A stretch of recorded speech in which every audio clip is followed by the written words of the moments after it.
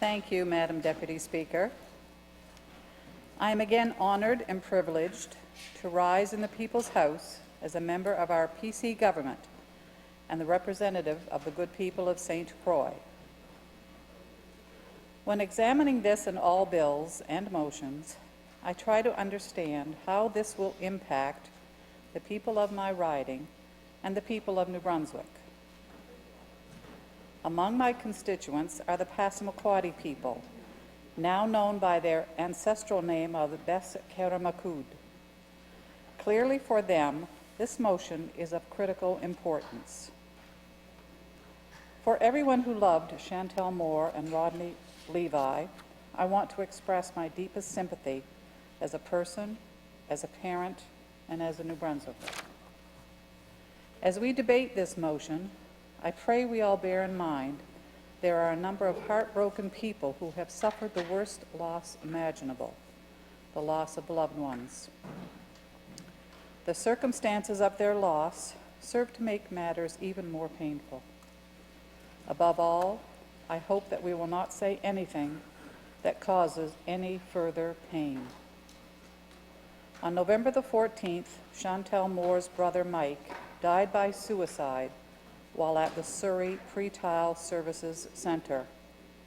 Martha Martin, Chantel and Mike's mother, told CTV News, "I feel like the system has let both of my kids down," adding, "There needs to be a change within our whole system." This mother had a daughter shot during a wellness check and a son who died by suicide while in custody. The heartbreak is unimaginable. Rodney Levi's story is equally troubling. In an APTN story, his sister Linda said of her brother, "He had the biggest heart, loved his family so much. He was a jokester and would never harm anyone." In a CTV story at the time, Roger Augustine, the regional chief representing New Brunswick and Prince Edward Island, is quoted as saying, "It's an international disaster when you talk about racism. Racism is everywhere. It's like a virus, like COVID-19. That's how I see racism. It just seeps through the communities and kills the young people and the old people." Madam Deputy Speaker, to understand systemic bias or racism, we need to understand and examine our history. A visit to the Government of Canada website will lead a person to a fact sheet on peace and friendship treaties. The first of these, in 1726, came about at the conclusion of a 3-year-long war between New England and the Wabanaki, which was an alliance of the major Aboriginal communities living in the Atlantic region. More treaties were signed in 1749, 1752, and 1760-61. Further treaties were signed in 1778 and 1779. Plenty of treaties.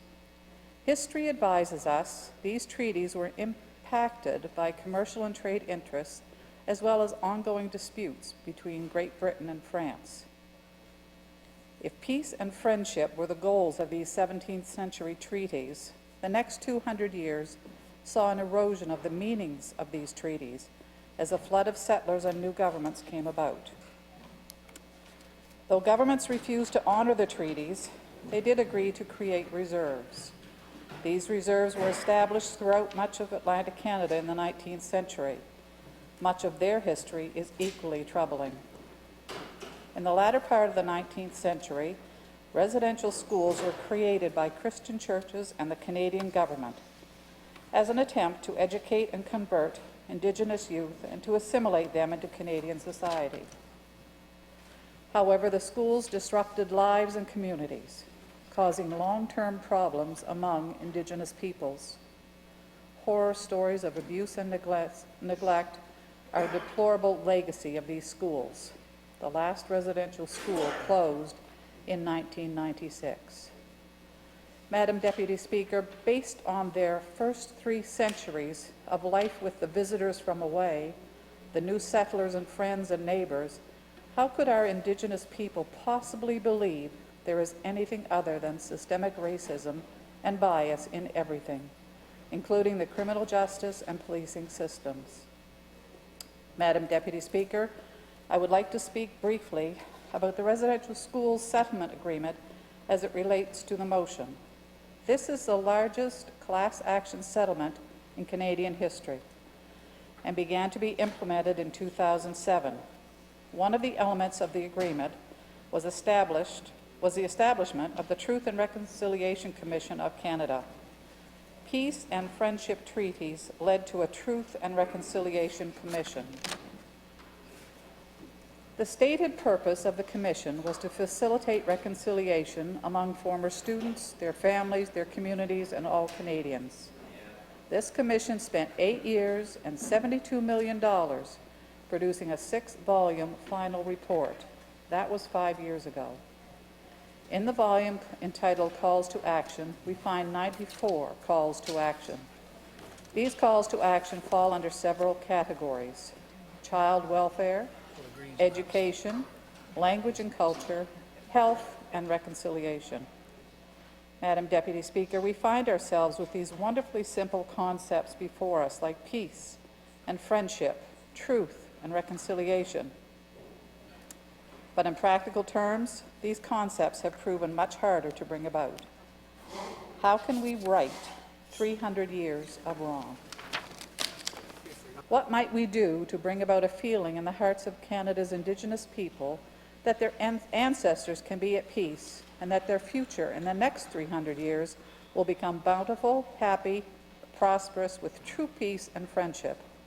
I submit that without two more concepts, namely understanding and harmony, we have a nearly impossible task ahead of us. As I asked, how do we right the wrongs of the past 300 years? I found it very encouraging to learn that a new working group will begin meeting soon to examine and address the calls to action identified in the report of the Truth and Reconciliation Commission. The All Nations Parties Working Group on Truth and Reconciliation is a committee that includes members from the First Nations and all 4 political parties represented in the Legislative Assembly. It will be co-chaired by our Aboriginal Affairs Minister and Regional Chief Roger Augustine. Madam Deputy Speaker, as I mentioned, the people of the Best-Kettermakoud are my constituents. I'm pleased to say that I know fellow Commission member Chief Hugh Ackergy of St. Andrews personally, and I'm looking forward to working with him.